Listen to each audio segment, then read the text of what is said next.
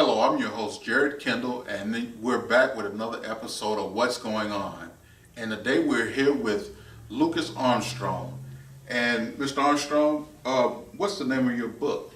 The name of my book is called Your Story Is Not Your Story. Your Story Is Not Your Story. One of the things that really got me about the book was you went into not so much as detail, but you really touched points about your kids and some of the adversities with your children as far as some of the accidents and things like that. And for most of us, we can't open up like that, about our kids. We can open up about ourselves, but when it comes to our kids, it's more on a personal level. And this book, it made me feel that you really, really wanted to touch bases with the personal as well as really letting people understand that you're just a person and not somebody so much as to be idolized, but to be a mentor to those kids and those people out there that and otherwise wouldn't understand that they can accomplish their dreams. Right. Well, like you said, personally, I don't want to be idolized, but the things I've been through, I did because everybody can relate to those things. But like you said, they never get a chance to tell their story, So when I get out and speak in front of people, first thing they say, I can relate to you. Yeah. That's all I ever wanted. That's it. Okay, you can relate. So what I've been through, at the time I couldn't see it about it was helping people, but when I started to tell it, it started to touch people. That's when I got it. I said, you know what, God, I got it now. That was it. Yeah. That was it. He was like, I need you to go through that because I need you to touch some people.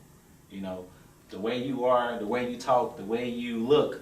Right. I need you. They need to see another face. Right. And I need you to go through something so you can reach these other these other type of people, which is probably the young people, anybody, my age or, who can, a person that's energized, who's passionate about what he's doing. So I need to hit that type of target market for people. So I felt like I was a symbol for God. Amen.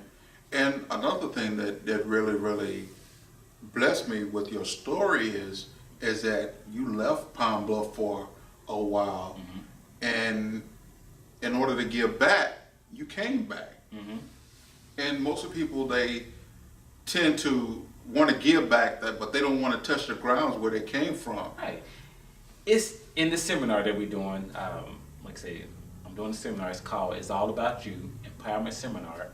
And it's March 31st from 6 p.m. to 8 p.m. And I wanted to, this is where it started at. And it started home, the foundation here. I'm still the same Lucas. I'm still the same guy. I still like if I see you, I'm going to hug you and say, hey, how you doing? You good? I'm not going to be one of those people who was antisocial.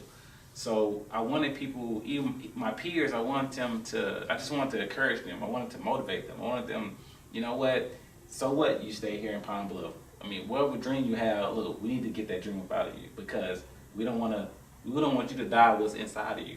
We want you to get it out. Right. And that was one of my goals, especially coming back home, to let people know that, hey, you know what? If he could do what he's doing, I could do something too. It might not be on the magnitude of what I'm doing, but you still have something great that you can do. Yeah, you have the potential. Yes. And another thing that really got me about this book is it seemed like in the beginning of your life, and I mean the very beginning, there was adversity even at that point. Day one. Doctors told my mom that I wasn't going to live to see the age of 3 years old because I was a premature child, only weighing 1 pound. Wow. So I'm different in some type of aspect of life because I came out from university. It was coming my way, so, and I dealt with it for a long time. I'm 31 now, but I've been dealing with it. Yeah. Things came up. And so it changed my perspective on life. It changed the way I treat people. I became more grateful. I feel like that I feel like I got a dream, and I feel like I wanted to get it out. I didn't care how much I had to sacrifice. I didn't care what I had to go through. I was going to get that dream up out of me, regardless.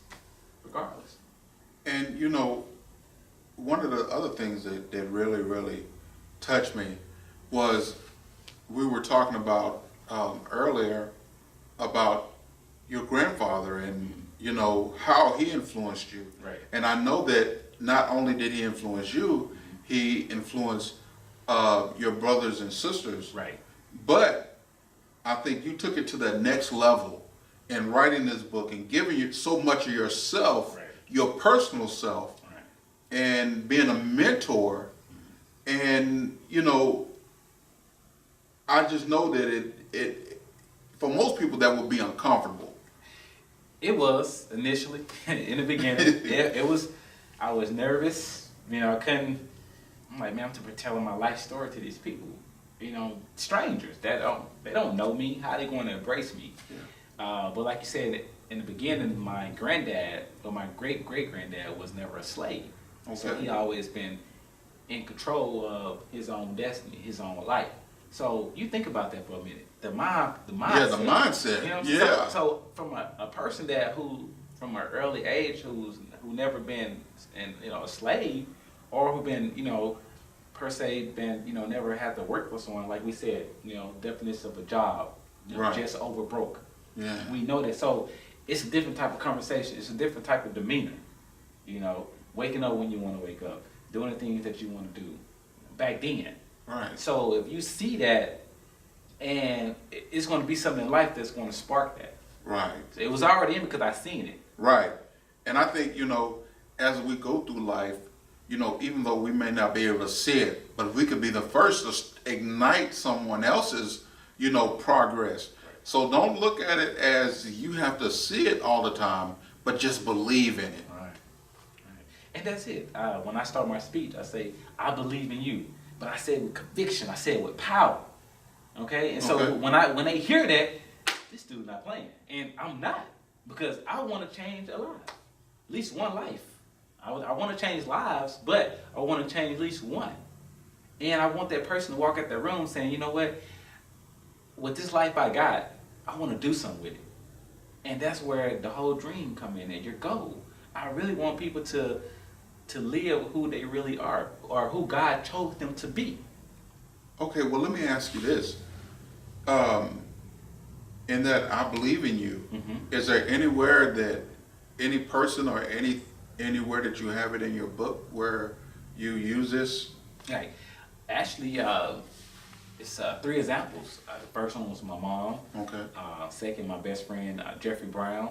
He stuck with me for the last 10 years through this journey. Okay. He always seen the potential in me, but he always stayed by my side. So, and the last example was that, like I say, in the book, I explained a car wreck that I had the day after I graduated from college. And I went to UAPB, graduated in 2007 with a marketing degree.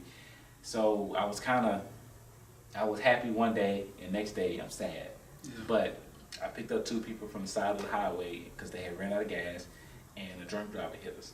And those passengers died in my car. But one of the guys in my car, his auntie, I had went to school with.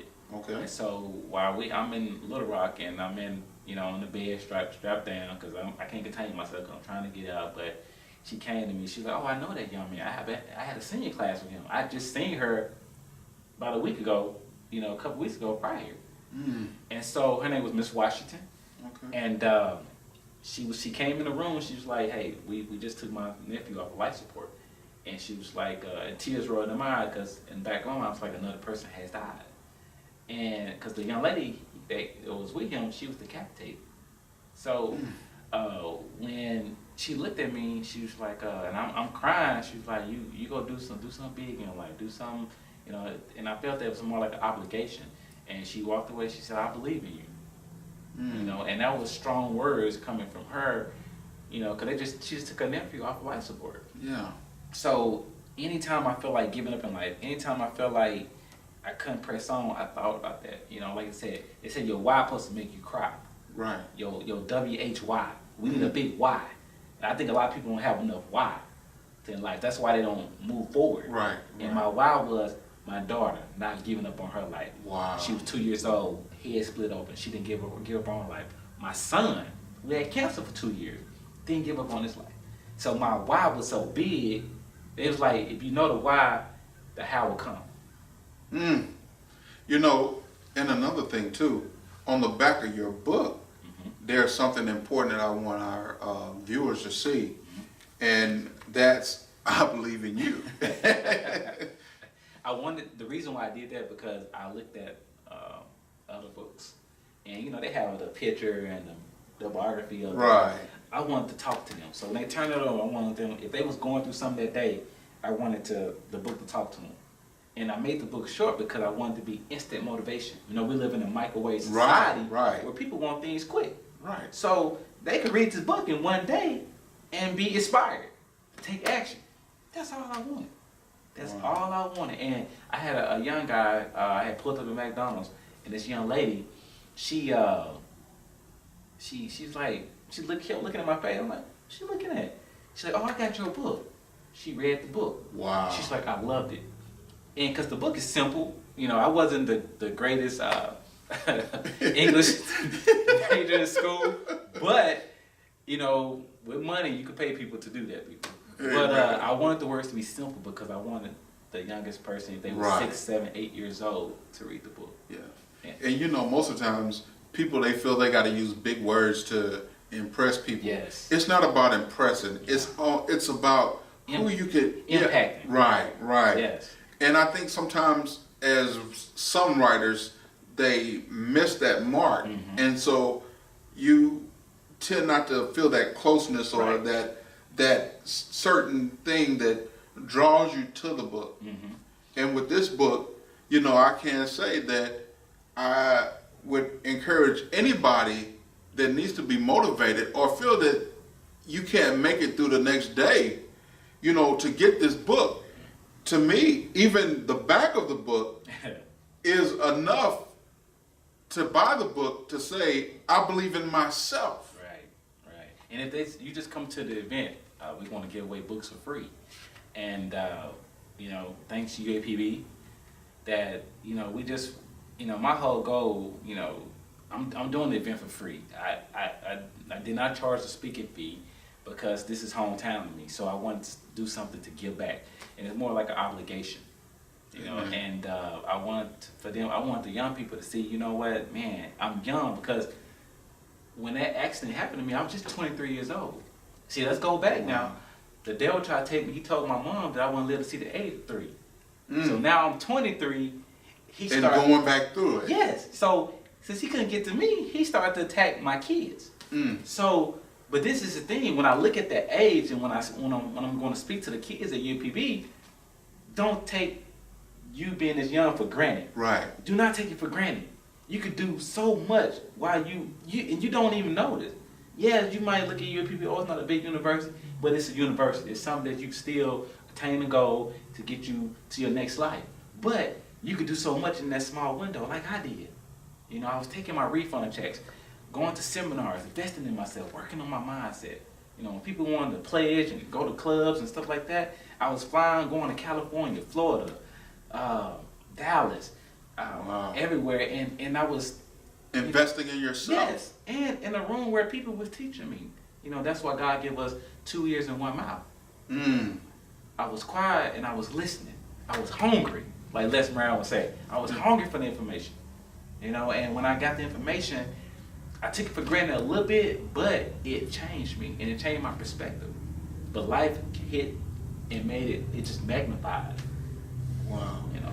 I want to ask you something. Do you find yourself when you see the youth of the day, and you were talking about the age at 3, you wasn't supposed to live to that point. Do you find yourself thinking that you're speaking back to that 3-year-old? I can remember a little bit at 3. Most definitely 6 I remember. 5 and 6 I remember. Yes, because, you know, doctors telling me, you know, I learned early on to not let opinions become my reality. Wow. Other people's opinions. So I can remember so much, you know, all the, I can't do this, I can't, instead of I can. And so, yes, I'm speaking to them. Because I developed the mind then to, I want to prove them wrong. Like, no, you're not finna, you know, tell me what I can't dictate my life. Right, no, at an early age. So I always had that comeback power. I always had that fighting spirit saying, you know, one day You know, I used to sit on my basketball and look at the stars and be like, one day I'm gonna do something big. If it's not basketball, because I love to play basketball, but if it's not that, it's going to be somewhere I can impact the world. But I didn't know what I was going to go through. That's why the title of the book, Your Story Is Not Your Story, it wasn't never my story. God already had intended for me to go through it. He knew I was going to survive, but I did not. Yeah. So when I did, I was like, okay, it was an obligation. I got to tell it. I got to, you know, I'm doing harm to myself if I'm keeping it in, because That's right. I can save someone's life. And not only that, that's in a sense, if you think about it, disobedience, you know, to God. So, you know, I commend you for hearing God and writing this book. I was hard-headed now. Well, I think we're all hard-headed to some point and extent. I was real hard-headed. I was chasing money instead of chasing my purpose. You know, because I had made money. I was making some good money doing what I was doing. But I lost it all. Now let me ask you this. Speaking about mentoring and things of that nature, now you were a speaker at the Potter's House as well as the Urban League. Yes. Now, and then you also surrounded yourself with millionaires, people that were encouraging you and putting you on stage to prepare you for something that you had no idea that it would be, I guess, as grand or as great as it is to be able to come back to your city to be able to speak to the youth. Right. One of my mentors, Mr. Terry Allen, he said, Lucas, if you get focused, man, you go speak in front of thousands of people. He said, but you got to get focused. I was young. He said, man, when you get it all together, he seen the vision then for my life when I didn't see it for myself. Amen. Like they always say, you can't never see the picture while you in the frame. Ooh, there you go, people. Wow. And so it takes somebody else to see the potential in you. Amen. You know, like my best friend Jeffrey Brown. He's all in the book. Jeffrey Brown. He stayed on me because he seen the potential, but he was always on me. Lucas, what you doing today? Lucas, dude, you're not gonna waste this potential that you got. You got a gift. Because this is the funny thing, because in the business that we was in, he was like, man, I can't see myself getting on stage doing all that. But I could. I knew then that was my gift. Everybody couldn't get on stage. Right. And impact the people, inspire the people. That's my gift. So when I'm blessed enough to recognize my gift at an early age. You think that that's attributed to your grandfather? I mean, because I'm thinking to myself, you know, as I sit here and looking back at a time when, you know, blacks, we really didn't own anything, you know, and for him to come along and, you know, be a farmer and really actually have workers that work for him. Right. This had to be like something that really, really affected you deeply. The only thing he would say to me was, I always have something for y'all. And that was huge, you know, and I kept that in the back of my mind. Plus, it was other people around, other workers and things like that. It was older people, which, you know, God rest their soul. They're dead now, but it was older people that said, look, Armstrong, do something with your life. Do something big, man. Don't be just like us. So I know how, you know, if you make bad decisions, where it could lead you, because I seen it at an early age. I seen people on crack cocaine. I seen people who was alcoholic. I seen it at an early age. But they always had, me and my brother, they would always say, hey, you know, y'all let Armstrong, y'all go do something good. Y'all do, you know, do this, do that. You know, so, but I seen a bad example, because we got to see it. You know, some people need to see something. They need to hit them so they can wake up. Right. So I seen something at an early age, and it changed me. It changed my perspective. Before we go, there was another topic that I wanted to talk to you about that during another speaking event that you were a part of, you were talking about a fast. And I just want them to hear the different topics under that that you were discussing. This is called a 30-day mental fast. I'm 31 now. When I was 21 years old, I was introduced to a guy named Jerry Clark. And when I learned the information, and I met him, I spoke with him, everything like that, But when he told me this information, it changed my life. It was the foundation of my life. It was the foundation for me reprogramming my mindset. It was the foundation for me for me to go after my goals and dreams. It was a foundation for me becoming the person who I am today. And step one was listening to audios. A lot of people listen to rap music, a lot of people listen to this and that, but listen to something positive that's going to help you accomplish what you need to accomplish out of this life. Okay. Second was reading. Reading. What you reading? Besides the Bible. Most people don't even read that. Amen. The positive books instead of the trashy novels. Right. What you read, what you put in you must come out. Right. And I learned that at an early age. The third step, no radio. When you in your car, put on something positive. You can listen to your music or whatever, but on your way to work, listen to something positive. Listen to something that's going to make have you bring peace before you go to work, before you go to that job. Yeah. Like we said, just so broke. We said that. Wow. The fourth step, no newspaper. A lot of people wonder why they look, when they first get the paper in the morning, it's negative news. Right. So, and you might not think nothing about it, but it's just you plant seeds in your mental mind, your right, subconscious and it mind. is discouraging when you read the newspaper. Right, and that's why people can say anything about Pine Bluff. Oh, it's bad. It's this. It's that. It's that. Da da da. Okay, all you seeing is what's on the newspaper, but you're not seeing is people. It's people out here who's doing positive things like yourself. Yeah. Who's doing big things in life. And the next step was no TV. It's funny, we heard this a long time ago. CNN, constant negative news. Wow. Because if you look, all the time always negative. Yeah. People, what they do in the morning, that's what they turn to. Yeah. So they feeding all that negativity in their mind. And then the next two steps, drink a lot of water and exercise. But that right there has been the foundation for me learning everything. So it started out at 30 days, turned into 10 years. So yeah, I watch TV, everything, you know what I'm saying? But majority of my mind is controlled. I control it. I don't watch. I watch a little TV. It's more listening to audio. So it's a balance. Yeah. So you get in my car, you're gonna see Les Brown. You're gonna see Johnny Wimber. You're gonna see Zig Ziglar. You're gonna see Jim Rome, and I'm playing. So when you talk to me, I'm so jacked up my mind. I'm coming out of the car. Right. I'm fully empowered. I'm fully empowered. I'm energized. Yeah. I'm like, let's go. But they don't know why. Right. But I learned early on, to leave your problems at home, and the person that you see yourself becoming, you need to act like that person in front of people. Wow. But see, we can't do that. It's hard because we never seen who we really want to become. That's almost like, when somebody brings reality to you, it's like it shocks you at first, but if you think about it, when you hear the news, it's always something negative. And if you try to pick a positive role model as far as entertainment, they always let you down.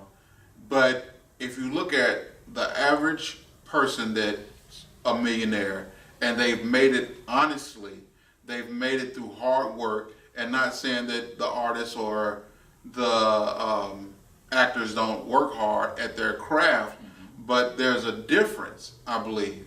When you have to get out there, and it's not about how you look or how you can read a line. It's all about how you can convey your message to make people believe in you, to get you to a certain point to where also to believe in yourself. Yes.